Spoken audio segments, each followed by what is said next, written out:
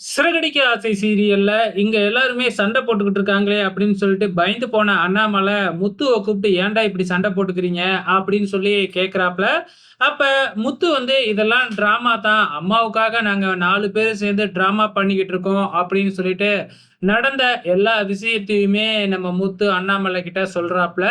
அதாவது நம்ம விஜயா ஸ்ருதியோட அம்மாவ கூப்பிட்டு பேசுனது, அதுக்கப்புறம் ஸ்ருதியோட அம்மா வந்து மீனா கிட்ட தப்பா பேசுனது, இது எல்லாமே சொல்றாங்க. இந்த ஐடியா குடுத்ததே நம்ம மீனா தான் அப்படின்னு நம்ம அண்ணாமலை கிட்ட முத்து எல்லாத்தையுமே சொல்லிட்டு, உள்ளார நடக்கிறத எல்லாமே நாங்க ஒண்ணா சேர்ந்து பிஸ்கட்டு, மிக்சர் தான் சாப்பிட்டுக்கிட்டு இருப்போம்.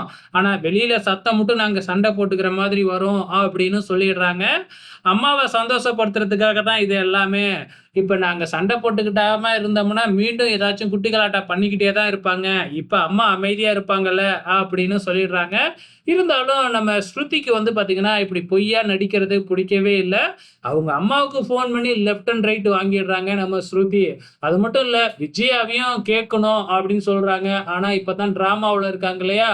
அதனால ஸ்ருதியால ஒண்ணுமே கேட்க முடியல. இது ஒரு பக்கம் நடந்துகிட்டு இருக்கிறப்ப, இங்க ரோகிணியோட அம்மாவ ஹாஸ்பிட்டல்ல அட்மிட் பண்ணியிருக்காங்க இல்லையா?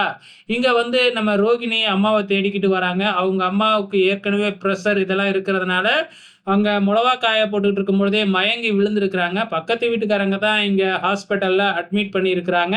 ஸோ இதுக்கப்புறம் உங்க அம்மாவ தனியா விடாதீங்க. உங்க அம்மாவ பார்த்துக்கிறதுக்கு ஒரு ஆள போடுங்க. இல்லன்னா கூடவே வச்சு பார்த்துக்குங்க அப்படின்னு டாக்டரும் அட்வைஸ் பண்ணி போயிடுறாங்க. இதுக்கப்புறம் ரோகிணி என்ன செய்ய போறாங்க அப்படிங்கிறதையும் பொறுத்திருந்து பார்க்கலாம்.